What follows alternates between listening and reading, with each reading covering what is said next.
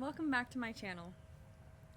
My name is Liliana, and my favorite thing to do in the entire world is to examine, study, and ponder the nature of reality. I like to do this because I believe it brings magic back into my world. As I study the nature of reality and the patterns of life, it makes me feel as though it is indisputable that this life is intelligently designed. For me, that brings a lot of magic to this world. It makes me feel like extremely grateful and lucky to be part of this, of something as complex yet simple as this. And with this channel, my desire is to help you have a taste of that magic, to learn to love this life a little more and realize that every day is a miracle, that God exists with us through the breeze, through the chirping of birds, through the growth and death of plants, through the bloom, the fruition, all of it, through the beat of your heart, all of it. It's really beautiful. It is really, really beautiful. But for today's video, I was going through my journal and I found something that I was writing a couple years ago when I was thinking about why I had such a hard time deciding on my passions. And not only my passions, but more my purpose. When I was trying to figure out what that was, I was contemplating why I would procrastinate and lack discipline. And I began to write in this journal. While I was reading this journal earlier, I also had a message at the end that came to me through just a single word that made me realize that there's a really great comparison when it comes to the rhythm of life. Why life doesn't move in a straight upward line, but more like with highs and lows. My son's coming out. 1 second. Yes, Maliki Bear? Are you done with your class? I'm doing a video, my love. Are you done with your video? I just started it. You've been here forever though. I was just setting up all of my stuff around here. It's only been about 10 minutes.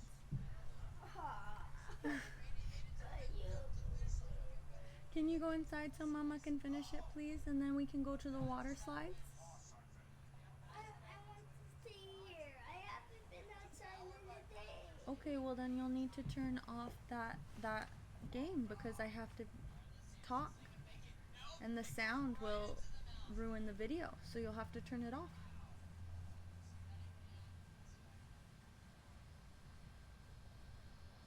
Could you hear that? No, that's perfect. Okay, sorry guys.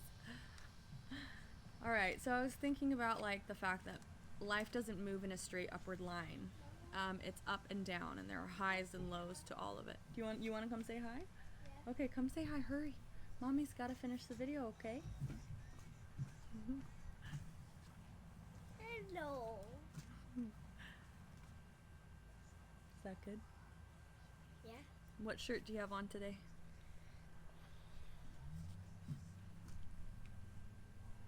Miles Morales. You like Spider-Man, huh? Ma, you can't tell anybody the secret. What secret? Miles Morales. But it literally says his name right there. And maybe that does waste the secret. Okay, go sit down, baby. I need to finish this.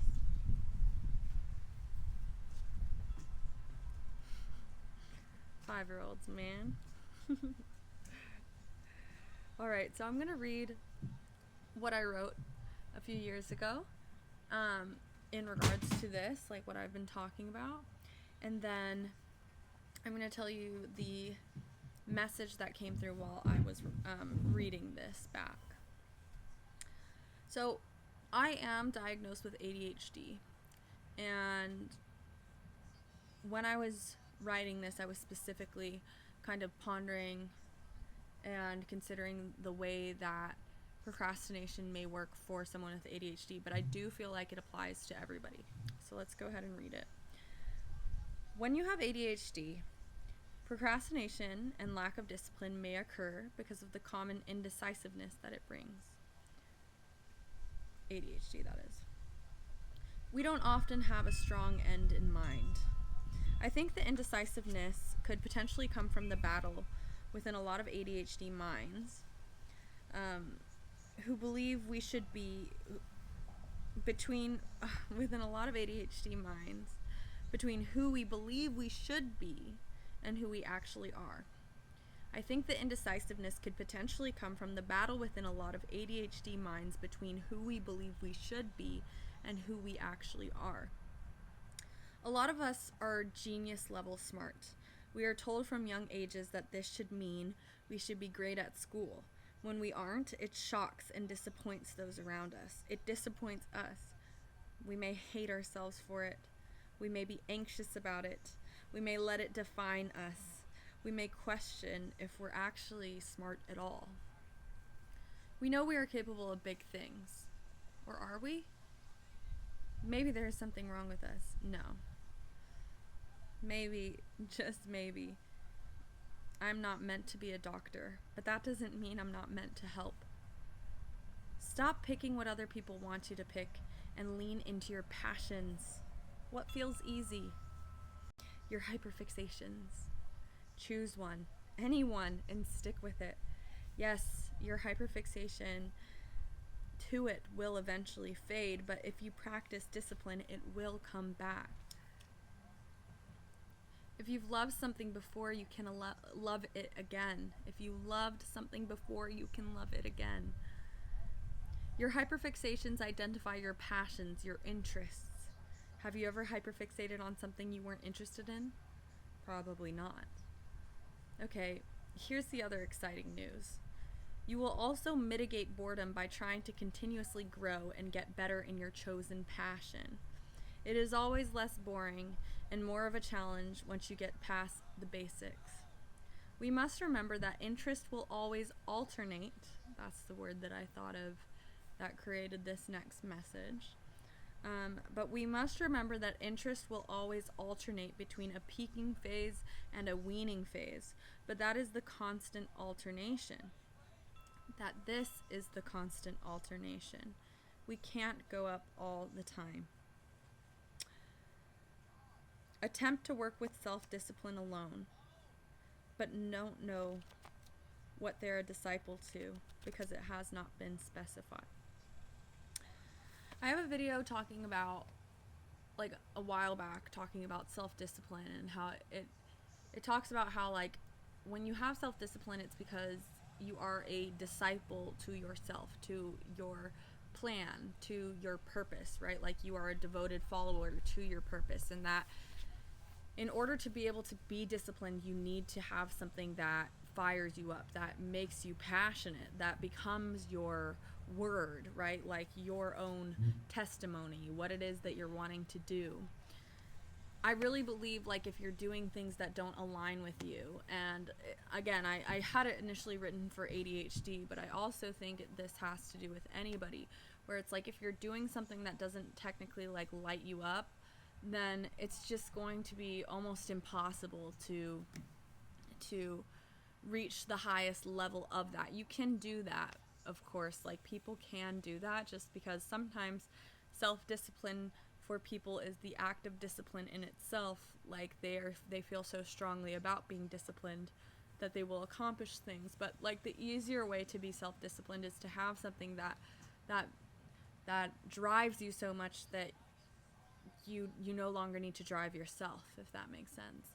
And that's why I specifically went on to the hyperfixations, where, I mean, things that you hyperfixate on as someone who is ADHD or someone who is not neurodivergent we still, people still hyperfixate on things even if they're not neurodivergent, but it is very, very like magnified as somebody who's not neurodivergent. But like anything that you are like kind of almost obsessed with, that you just like love, you like the whole universe of it, or you like you just have to find the things that you've always been naturally inclined to, or the things that you would get trouble for doing because you were supposed to be doing other things, but it's like that's what took your attention and your mind constantly, like the stuff that you're kind of like an expert on, right? Those are the things that give you clues as to what your passion and purpose is here on this earth. And while I was reading that, something just, it really stuck out to me when I said, we must remember that interest will always alternate between a peaking phase and a weaning phase, but that this is a constant alternation. We can't go up all the time. And when I read that, I started to think about the rhythm of life and the fact that people will always say, you know, you can't have ups without downs. That's something that's commonly talked about, right? That you can't have ups without downs. I guess I just didn't really know exactly what that meant, but it really clicked for me today as I read that, because it's not just that you can't have ups without downs because there is polarity, but also because the downs create the momentum for the ups. So I'm going to read the message that I received and that I like, the idea that I thought of when I read that, and then we'll finish discussing this and call it a video, like I said. Okay, the rhythm of life. Life doesn't move in a straight upward line. It moves like pistons in an engine, like a swing in motion, up and down, up and down. A swing, like. The downs are not setbacks. They are where power is built. It's in the descent that the momentum gathers, creating the force to rise again. The ups are the moments of grace and beauty, the effortless gliding that comes from the energy earned in the lows. Without the downstroke, the ups would lose their depth and meaning. Without contrast, there is no movement. Both are necessary, both are sacred. The downs carve our strength and dimension. The ups let us taste the freedom and joy we were working towards all along. To fear the lows is to fear the very force that propels us forward. I just love that, you know? Like, I was thinking about, like, when I was a kid and I was on the swing, and, like, you build your momentum, you know, on those, like, you build your momentum as you go down. It's like you're creating this energy, like, I don't know. It's just this up-down swing motion. The pistons, it, like, must go up and down. Like, it feels as though the ups and downs of your life drive the engine of your life, like, drive you towards what it is that you're supposed to be doing here. Like, I also feel like when I have lows in my life, they do create the momentum for the ups, the upward swing, right? They make me so uncomfortable that this energy is slowly built up, just like winter, right? Where in the darkness and underneath the ground, energy is being conserved and stored in order to be released as the spring and summer come to pass, right? Which is more of that, like, upward swing. But yeah, I really just liked the concept of that, and I think it goes back to what I was writing about as well, in that when you're picking something that you feel as though might be going towards your purpose, it's great to pick something like a hyperfixation that you already know you have extreme interest in, and just keep going with it. Because if you have any type of hyperfixation with it, then it likely means that hyperfixation will always return. Like, if I ever get tired of yoga and don't go for a month or even a year, like, I just know in my head that I'm gonna go back to it eventually, because I'm never gonna stop. Like, it's never gonna be the case that I don't enjoy it forever. It's just that, like, maybe something's taking it away from me at the time, but something that I've hyperfixated on, like, it's just never, it's always gonna have a piece of my heart, so the energy for it will always come back eventually.